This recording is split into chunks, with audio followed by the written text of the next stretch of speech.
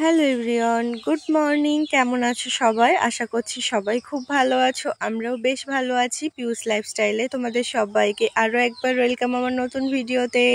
আর বাড়িতে এসেছি একদিন হয়ে গেছে, আর তারপর দিন সকালেই এই আম গাছতলাতে আসলাম। ভাবলাম দেখি কোনো আমটাম পাওয়া যায় কি না। এসে দেখলাম একটা আম পড়ে আছে, তাও কিছুটা অংশ পাখিতে খেয়ে নিয়েছে। তো বেশ লাল হয়ে গেছে দেখো আমটা। তো তারপরে কিন্তু এই বাগানের চারপাশটা দেখছিলাম, যেহেতু বাড়িতে থাকা হয় না, তো চারিদিকটা দেখো কত জঙ্গল হয়ে গেছে। সময় মতো এগুলো পরিষ্কার করতে হবে। আর আগ গাছ তো প্রচুর হয়েছে, তো এখন আর ওতে হাত দিচ্ছি না। বাগান যখন পরিষ্কার করব সেই সময় কিন্তু আগ গাছের পাতা টাতাগুলোও ছেটে দেব। আর ওই যে দেখো পাঁচিলের ওপারে কিন্তু একটা পুকুর আছে, সেখানেও কিন্তু অনেক পরিমাণে আম ঝুলে আছে। পুকুরে পড়লে তো আর পাওয়ার উপায় নেই। তারপরে আমি রুমে চলে এসেছিলাম হঠাৎ করে। আমাদের ওই দোতলা জানলা থেকে বড়দি বলছে, দেখ কত বড় একটা পেঁপে পেকে পড়ে আছে। এবার আমার বর থাকলে ও কিন্তু উঠেই নামাতো, কিন্তু আমরা যেহেতু বাড়িতে আছি আমরা নামাতে পারবো না। ওই লাঠি দিয়ে খানিকক্ষণ গুঁতোগুতি করার পরে না, এমনিতে তো ছিদ্র হয়ে গিয়েছিল, তারপরে জোরে মারাতে সেই পেঁপেটা নিচে পড়ে গেছে। গিয়ে দেখো থেতলে একদম নষ্ট হয়ে গেছে, পুরো গাছ পাকা পেঁপে। দেখো কত সুন্দর করে পেকে গেছে, অথচ ওই যে সঠিকভাবে নামানো হয়নি, যে কারণে পেঁপেটা একেবারে নষ্ট হয়ে গেছে। তো কি আর করার, আমি এই পেঁপেটা নিয়ে বাগানের দিকে ছড়িয়ে দিই, কারণ খুব ভালো কোয়ালিটির পেঁপে গাছটা, যে কারণে যদি দুটো গাছও হয় তাতে অনেক। আর ওই যে যবে থেকে এসছি রান্নাঘরে কিন্তু আমার ঢোকার দরকারই পড়ছে না, বড়দি সমস্ত রান্না বান্না করছে। তো আজকে ওই যে দেখো পটল ভাজা হয়েছে, সেই সঙ্গে কিছু চিকেন ছিল গরম করা হয়েছে, আর আলু দিয়ে মাছের একটা ঝোল হয়েছে। তারপরে কিন্তু চলে আসলাম নেক্সট দিন সকালে, আর আমার ঠাকুমা এসেছিল। তো বাড়ি থেকে কিন্তু অনেক পরিমাণে আম এনেছিল। তো আমার পিসিও থাকে কলকাতার দিকে, তো পিসির ওখানে কিছু দিয়ে এসেছে। আর তারপর দিন সকালে আমাদের বাড়িতে এসেছে। আজকে কিন্তু আমরা বাড়ির উদ্দেশ্যে রওনা দেব। তো এই আমগুলো কিন্তু বড়দিকেই দিয়ে দিলাম, কারণ বড়দি তো গ্রামে আসবে না, আর আমি বাড়িতে গেলে তো প্রচুর পরিমাণে পাবো, যে কারণে সমস্তটা বড়দি নিয়ে গেল। আর আমাদের গাছ থেকেও 2-4টে পেড়ে দিয়েছিলাম কিন্তু।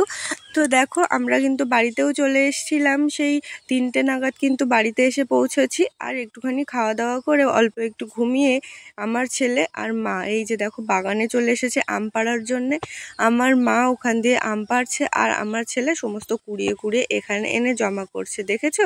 আর একটা কাণ্ডও ঘটিয়েছে কিন্তু আমার ছেলে, ওই যে আমের সমস্ত আঠা লাগিয়ে ওর পুরো মুখটা আর দেখার মতো না, পুরো একেবারে জ্বলে শেষ হয়ে গেছে। তোমাদেরকে দেখাবো ওর মুখের কি অবস্থা হয়ে আছে। আর ওই যে গ্রামে কিন্তু খুব একটা ভালো জিনিস, তুমি ধরো একজন বসে বসে গল্প করছো, কিছুক্ষণ পর কিন্তু তুমি একা থাকবে না, সেখানে আরও 10জন এসে উপস্থিত হবে। হ্যাঁ, সেটাই হয়েছিল। আমরা বসে বসে ওখানে আম পাড়ছিলাম, গল্প করছিলাম, তারপর 1-2জন করতে অনেক লোক সেখানে চলে আসলো। এই যে দেখো আমার পাশের বাড়ির একটা দাদার মেয়ে বোন, সে এসেছে, তার সঙ্গে তার একটা বন্ধু এসেছে। তো সবাই মিলে ডিসিশন হলো যে আজকে আম মাখা করা হবে, যে কারণে দেখো কাঁচা আম এখান থেকে গাছ থেকে পেড়েই কিন্তু নিয়ে আসলো। কিন্তু দেখো আমগুলো যখন কাটছিল না, আমগুলো তো আর কাঁচা রইলো না, ওর ভিতরে কিন্তু একেবারে হলুদ মতো হয়ে গেছে, মানে কাঁচা পাকা এরকম মিশানো মতো। তো ওরাই কিন্তু সমস্ত লবণ চিনি লঙ্কা সব কিছু নিয়ে এসেছে, এসে নিজেরাই কিন্তু মাখাচ্ছিল, আর আমরা সবাই বসে বসে দেখছিলাম। বেশ ভাল লাগছিল একসাথে বসে এভাবে, যে কতদিন আম মাখা খাওয়া হয় না। তো আজকে এরকম একটা সিচুয়েশন হয়ে তো ভীষণই ভালো লাগছিল, অপেক্ষা করছিলাম কতক্ষণে মাখাবে আর কতক্ষণে খাবো। আর আমাদের এসব তোড়জোড় করতে করতে প্রায় কিন্তু সন্ধেই নেমে গিয়েছিল। আর ওই যে আমার ধৃতাংশুকে কিন্তু দেখতে পাবে না, ধৃতাংশু কিন্তু মায়ের সাথে চলে গেছে বাজারে বাজার করতে। তো এই সময় আমি একদমই ফ্রি ছিলাম, তো আমিও এখানে বসে বসে সমস্তটার মজা নিয়ে নিচ্ছিলাম। আর একটা বোন তো এখানে আমগুলো ছিলে দিচ্ছিল, আর এই যে দেখো আরও একটা বোন, সে কিন্তু এখানে আমগুলোকে এই যে কুড়ুনি আছে সেগুলো দিয়ে কুড়ে একদম ঝরঝরে করে নিচ্ছে। এবারে কিন্তু সে স্পাইসিভাবে মাখা হবে। ওরে বাবা, জিভে তো জল চলে আসছে দেখে। ওখানে উপস্থিত মোটামুটি সবার মুখেই কিন্তু জল চলে এসেছে। আসলে আম মাখা এমনই একটা জিনিস যেটার কথা শুনলেই জিভে জল চলে আসে। তো এই যে দেখো আমরা এত লোক এখানে ছিলাম, ওই যে দেখো আমার ঠাকুমা বসে আছে, আর ওই যে কালো শার্ট পরে আছে না, ওর মা হচ্ছে এদিকটাতে বসে আছে, ওর ঠাকুমা আর ওর একটা বান্ধবী, আমাদের পাড়াতেই বাড়ি। আর আমি এখানে চেয়ারে বসেছিলাম, বসে বসে সমস্তটা রেকর্ড করছিলাম। তো চলো আমিও একটু তোমাদেরকে হাই হ্যালো করিয়ে দিই, কারণ ওই যে সব সময় তো ওদেরকেই দেখাচ্ছি, আমাকে একটু দেখাচ্ছি না, যে কারণে আমিও একটু চলে আসলাম তোমাদের সামনে। দেখো কেমন ভূতের মতো হয়ে বসে আছি। আর এই যে দেখো আমি যেখানটা বসেছিলাম তার পাশেই কিন্তু খুব সুন্দর একটা বেল গাছ ছিল। কি সুন্দর ছোট ছোট বেল ফুল ফুটেছে, সন্ধেবেলা কিন্তু খুব সুন্দর সুগন্ধ হয়। আর ওই যে দেখো আমাদের হচ্ছে বড় পুকুর, এই পুকুরেই কিন্তু আমাদের সমস্ত স্নান টান হয়, আমাদের কিন্তু আলাদা করে টিউবওয়েলে স্নান হয় না। মোবাইলের ফ্ল্যাশ জ্বালিয়ে কিন্তু আমরা এখানে ভিডিওটা রেকর্ড করছি, মানে আমটা মাখাতে মাখাতে সন্ধেই হয়ে গিয়েছিল। তো এই যে দেখো অ্যাট লাস্ট কিন্তু মাখানো হলো। এবার চলো তাহলে একটু একটু করে প্রসাদ নেওয়া যাক। তো এবারে কিন্তু এখানে ইতি রাখি। তারপরে ওই যে মাও কিন্তু বাজার থেকে চলে এসেছিল। আর এই যে দেখো কি কি সবজি নিয়ে এসেছে। এই দেখো পুঁই শাক নিয়ে এসেছে, যেটা আমার খুবই পছন্দ। তার সঙ্গে কিছু বেগুন নিয়ে এসেছে, তাও পোকা টোকা সব নিয়ে চলে এসেছে। পেঁপে নিয়ে এসেছে, আর কিছু ঢ্যাঁড়স এনেছে। আর আমাদের বাড়িতে কিছু পটল বেঁচেছিল, আমি থাকাকালীন যেগুলো কিনেছিলাম, পটল, কাঁচা লঙ্কা যেগুলো বেঁচেছিল, আদা, সবগুলো নিয়ে এসেছি। আর এই দেখো গাছ থেকে কত পরিমাণে আম পেড়ে আনা হয়েছে, সবগুলোই কিন্তু এখানে রেখে দেওয়া হয়েছে। আরও তো রোজ দিন অনেক অনেক করে আম পাড়া হচ্ছে। আর এই যে দেখো চিকেন নিয়ে এসেছে। আর গ্রামের চিকেন না আলাদাই স্বাদ লাগে, আমার তো খেতে খুবই ভালো লাগে। সব থেকে ভালো হচ্ছে ওই যে ছাল সমেত নিয়ে আসে, তো যে কারণে কিন্তু আরও বেশি টেস্টি লাগে। তো মা কিন্তু এখানে একাই সমস্ত কাজবাজ করছিল, আমি বললাম কিছু হেল্প করব, বলে কিছু করতে হবে না। দেখো ওই যে পেঁয়াজ, রসুন, আদা, আলু সব কিছুই নিজেই কেটে নিয়েছে। আর আমার ছেলে কিন্তু ওই যে মাছ, ডিম এগুলো একদমই পছন্দ করছে না ইদানিং, একটু চিকেনটাই ভালোবাসছে, যে কারণে ও শুধু তো বলছে যে কখন রান্না হবে চিকেন, তারপরে আমি খাবো। তো এখানে বসে বসে কিন্তু আবদার করছিল আমার ছেলেটা। আর আজকে কিন্তু মা কিভাবে রান্না করছে সেটাই তোমাদের সাথে শেয়ার করব।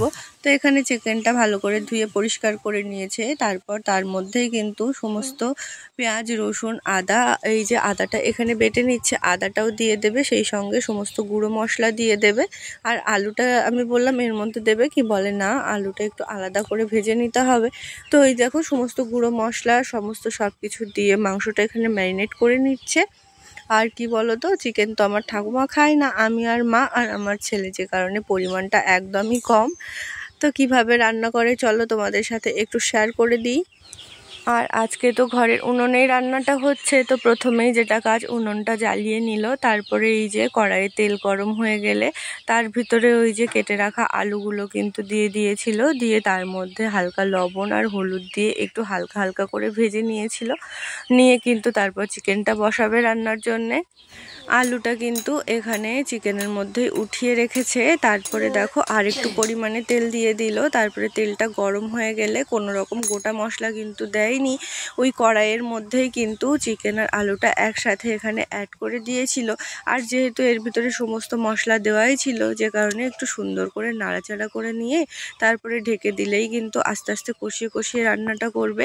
আর ওই যে পাশের উনুনে দেখছো একটা হাঁড়ি বসানো আছে, ওর ভিতরে কিন্তু জল গরম করে রাখা হয়েছে। তো ওই যে ওই জল গরম একটু একটু করে দিচ্ছে আর কষা করে কিন্তু রেখে দিচ্ছে। আর ওই যে ছাল আছে না, যে কারণে কিন্তু অনেক তেল ছেড়েছে, খেতে কিন্তু অনেক সুন্দর হবে।